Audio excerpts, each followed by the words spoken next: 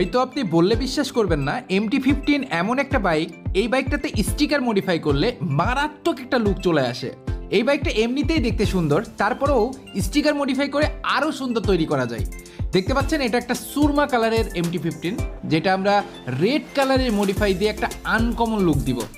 এক সাইডে সুরমা কালার থাকবে, মানে অনেকেই সুরমা কালারটাকে হোয়াইট কালার বলেন, বাট এটা হচ্ছে সুরমা কালার। তো আমরা এক সাইড হোয়াইট মানে সুরমা কালার এবং আরেক সাইড রেড কালারে কিন্তু আমরা কম্বিনেশন রেখেছি। দেখতে পাচ্ছেন নিচের যে কিটটা আছে এটাও কিন্তু রেড একটা কম্বিনেশন রেখেছি, যাতে করে উপরের সাথে নিচের একটা দারুণ মিল হয়। মানে এক কথায় আমরা এক সাইড সম্পূর্ণ রেড করতেছি এবং এক সাইড সম্পূর্ণ হোয়াইট একটা লুক দিচ্ছি।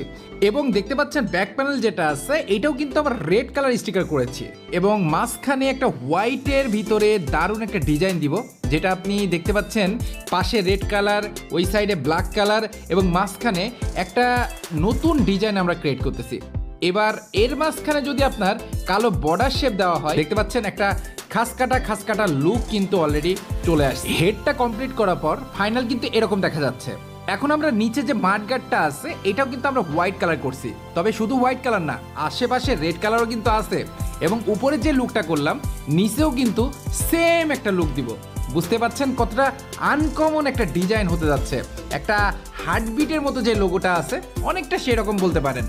এরপরে আমরা দেখতে পাচ্ছেন প্রত্যেকটা সাইড থেকে হোয়াইট এবং রেড যে খাসকাটা লুকটা সেটা কিন্তু আমরা নিচে দিয়ে কমপ্লিট করে ফেললাম। এখন আমরা বডিতে কিছু স্টেপ দিব। দেখতে পাচ্ছেন একটা ব্ল্যাক কালারের স্টেপ দিয়ে তার ভিতরে কিছু আঁকিবুকি ডিজাইন করে একটা নতুন লুক কিন্তু দিয়ে দিলাম। রেড কালার ট্যাঙ্কের উপরে যখন ব্ল্যাক কালার স্টিকারটা করা হয়েছে, কিছু আঁকিবুকি ডিজাইনে একটা সুন্দর কিন্তু লুক ক্রিয়েট হয়েছে। আমরা কিন্তু মাঝখান দিয়ে কিছু অংশ কেটে নিয়েছি, যাতে করে বাকি অংশটা তোলার পরে একটা ফাইনাল একটা লুক থাকে। দেখতে পাচ্ছেন কত সুন্দর একটা লুক আসছে।